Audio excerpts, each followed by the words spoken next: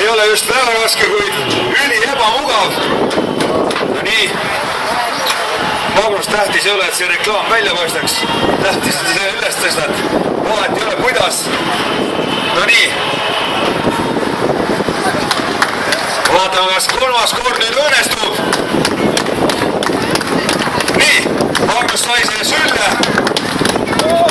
Sai ka rehaist, sai peaaegu rinnale.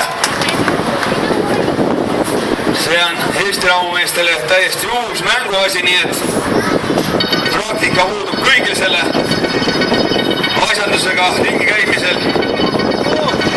Nii, kas saab nüüd Margus selle ilusti? Margus sai ta rinnale. Nii, nüüd on vaja veel tõugata sirgetele kätele, kuid Margus kahjuks 15 sekundit on veel aega. Järgmised need, kes valmis panevad, on Andrei Šaškov ja Marek